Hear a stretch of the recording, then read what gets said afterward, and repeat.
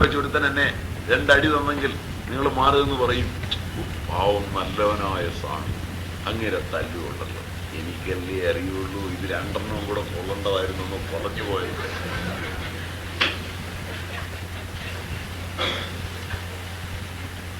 അതുകൊണ്ട് പേടിക്കണ്ട, കൊള്ളുന്നതൊക്കെ നമുക്ക് അർഹതയുള്ള. ഇനി എത്ര കൊള്ളാനിരിക്കുന്നുവെന്ന് മാത്രം ആലോചിച്ചാൽ മതി. തീർച്ചയായും ഭൂമിയിൽ ശാന്തി ഉണ്ടാകാൻ ഒരു വഴിയുള്ളൂ, നന്നായി ജീവിക്കുക. നന്നായി ജീവിച്ചാൽ ഒരിക്കലും കൊള്ളില്ല. അന്യായം ചോദ്യം ചെയ്യുന്നത് അന്യായം കൊണ്ടാണ്, അതിന് ഫയൽ ചെയ്യാൻ പോകുന്നതും അന്യായം തന്നെയാണ്.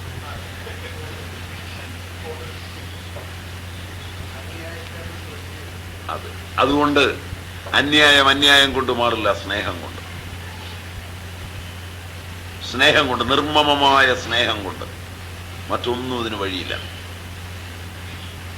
അതോ നമുക്ക് എന്തെങ്കിലും കിട്ടും. സ്നേഹമാണ് നമ്മുടെ സ്വരൂപം, അതെന്തെങ്കിലും കിട്ടും. അത് മനസ്സിലാവും ഒരു ദിവസം. ഇന്നല്ലെങ്കിൽ നാളെ. എപ്പം മനസ്സിലാവും എന്നുള്ളത് മാത്രമേ ക്വസ്റ്റ്യൻ ഉള്ളൂ. മനസ്സിലാവും, സംശയം വേണ്ട. അവസാനമെങ്കിലും വായ്ക്കരിയുടെ സമയത്തെങ്കിലും ഇത് മനസ്സിലാവും, ഉറപ്പാണ്. അല്ല, എപ്പോഴെങ്കിലും. അതുകൊണ്ട് അതിസംശയം വേണ്ട.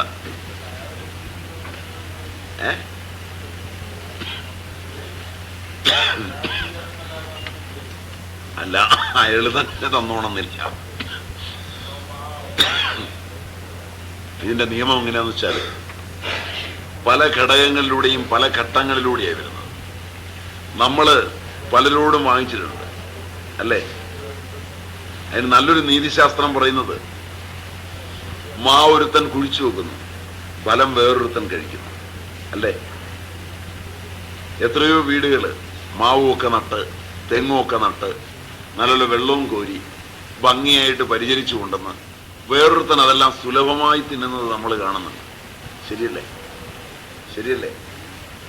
നല്ല സുന്ദരിയായ മകളെ വളർത്തിക്കൊണ്ടുവന്നിട്ട് വേറൊരു പയ്യന് കല്യാണം കഴിച്ചു കൊടുക്കുന്നതാണ് നമ്മൾ കാണുന്നത്. തന്ത കല്യാണം കഴിക്കുന്നത് ഇതുവരെ കണ്ടിട്ടില്ല. മനസ്സിലായില്ലേ? ശരിയല്ലേ? എന്ന് പറഞ്ഞ പോലെ നമ്മൾ ഒരുത്തനിട്ട് കൊടുത്ത് വേറൊരുത്തൻ നമുക്കിട്ട് തന്നു. ഇതിങ്ങനൊരു ചക്രമാണ്. ഇത് നിൽക്കണോ സ്നേഹമെന്നൊന്ന് മാത്രമല്ല വഴി. അല്ലാതെ നിങ്ങളുണ്ടാക്കുന്ന നിയമങ്ങളോ പട്ടാളക്കാരോ ഒന്നും നിർത്തുക. നീതി വ്യവസ്ഥകൾക്കൊന്നും ധർമ്മം സ്ഥാപിക്കാൻ കഴിയില്ല. ഒരു രാജ്യത്തിലെ ജനതയ്ക്ക് വിശ്വാസവും സ്നേഹവും വിദ്യാഭ്യാസത്തിലൂടെ നൽകിയാൽ ധർമ്മം നിലനിൽക്കും.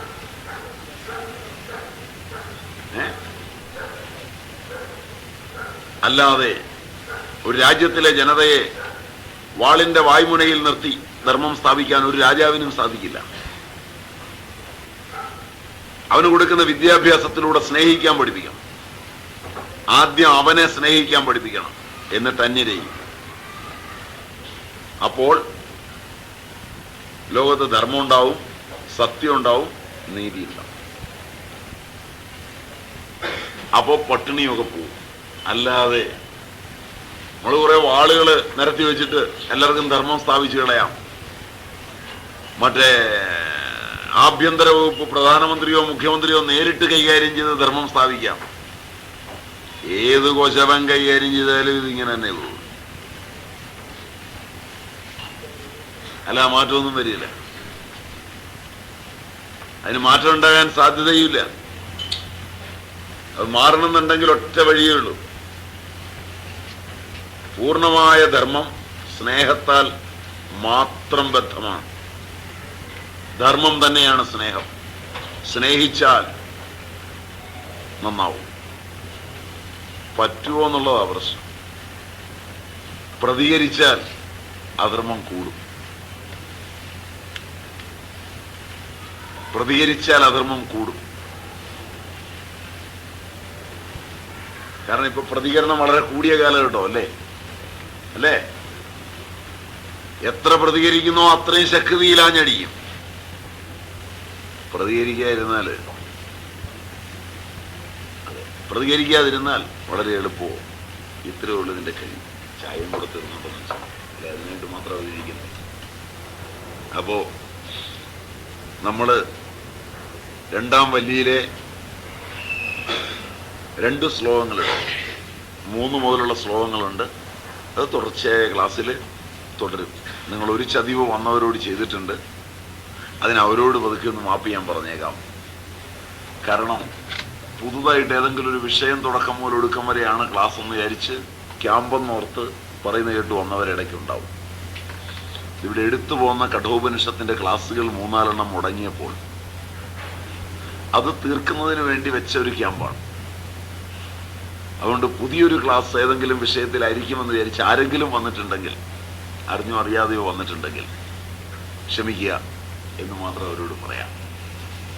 ആരും അങ്ങനെ പറഞ്ഞിട്ടുണ്ടാവില്ല, എങ്കിലും ക്യാമ്പെന്ന് കേട്ടപ്പോൾ അങ്ങനെ വിചാരിച്ചു വന്നിട്ടുണ്ടാവും. പിന്നെ ഇതിൻ്റെ തുടർച്ചയിൽ പങ്കെടുക്കാൻ താല്പര്യമുള്ളവർക്ക്, പുതുതായി വന്നവർക്കും അടുത്ത ക്ലാസ്സിൽ വരാം. അതിന് ബുദ്ധിമുട്ടുണ്ടാവില്ല. ഇതൊരു തുടർ ക്ലാസ്സാണ്. ഈ ഉപനിഷത്ത് തീരുന്നവരെ അതിൻ്റെ രണ്ടാം വല്ലി യമധർമ്മൻ നചികേതസിനെ ശരിയായ കവാടത്തിലൂടെ കൂട്ടിക്കൊണ്ടുപോകുന്നതാണ്. അത് നമുക്ക് അടുത്ത ക്ലാസ്സിൽ കാണാം. ഇന്ന് അവസാനിപ്പിക്കാം. ഹരി ഓം.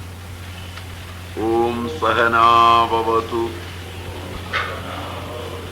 സഹനൗ ഭുനക്തു സഹവീര്യം കരവാവഹൈ തേജസ്വിനാവധീതമസ്തു മാ വിദ്വിഷാവഹൈ. ഓം ശാന്തി ശാന്തി ശാന്തി.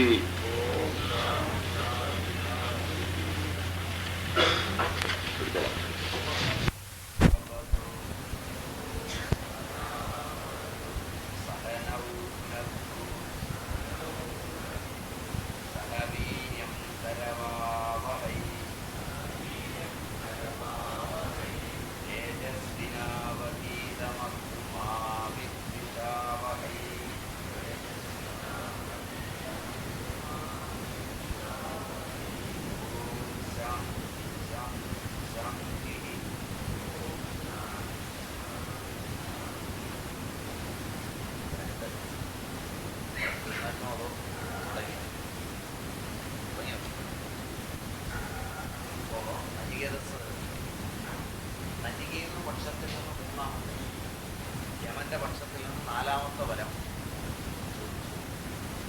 ആ ചോദ്യത്തില് യമൻ മറ്റു പ്രലോഭന